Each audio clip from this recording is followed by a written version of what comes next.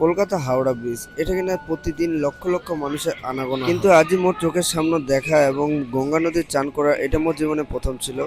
WhatsApp ভাই, তোমরা কেমন আছেন ভাই? মুই তোমার ছোট্ট ভাই লেখি 6:15 দার্জিলিং মেল ধরিয়া বেরিয়ে পড়ল কলকাতা যাওয়ার উদ্দেশ্যে। মোর পৌঁছতে প্রায় 12 ঘন্টার কাছাকাছি লাগে। 12 ঘন্টা লাগবে না, না আজই 6টায় ছাড়িবে, কালি ভোর 5টায় পৌঁছাবে। 5টা তো না হয় 5:30টার দিকে পৌঁছাবে এটা। আর দেখো দেখিতে দেখিতে ভোর 5টার সময় চলে এসেনি আমরা বর্তমান কলকাতা শিয়ালদা স্টেশন। এলা চলো বাইরে যাওয়া যাক, বাইরে যা দেখা যাক। আচ্ছা এর থেকে রাস্তালা তোমাকে দেখাও। দেখো যে এখানে রাস্তালা কিন্তু রেল লাইনের মতো বিছা আছে। এই রেল লাইনের মতো দেখিতে এটা বিছা আছে, কারণ এই রাস্তাগুলো যে চলে ট্রাম। আর এই যে দেখো এই যে মোর পাশে হচ্ছে মেট্রো স্টেশন। আর এইদিকে আমরা যাচ্ছি বর্তমান রাজুদার পকেট পড়া রোডে। কিন্তু আমার ভাগ্যটা খুব খারাপ, আমরা দেখা পানি না রাজুদা। ওই জন্য বাসে চড়ে এলা চলে যাবো আমরা হাওড়া স্টেশন। দেখিতে দেখিতে হাওড়া ব্রিজ চলে আসিনি। এলা আমরা হাওড়া ব্রিজ থেকে নিচু ঘাটের দিকে যাবো। তার আগত বাস থেকে নামিয়ে আমরা এলা কোনো ব্রিজ খান ঘুরে ফিরে দেখি যে ব্রিজ খান দেখিতে কেমন আদৌ। মুই আগত আসছি কিন্তু কোনোদিনও নামিয়ে দেখো নাই। আজ ফার্স্ট টাইম নামিয়া ঘুরে ফিরে দেখিমো যে মোবাইলে এত কিছু দেখেছি আদৌ সত্য কিনা না মিথ্যা সব। আমার ঘোরাফেরা শেষ, বর্তমান চলে এলা ঘাটের যায় গা ধুয়ে। যেহেতু এতক্ষণ ঘাটে আসিস তাহলে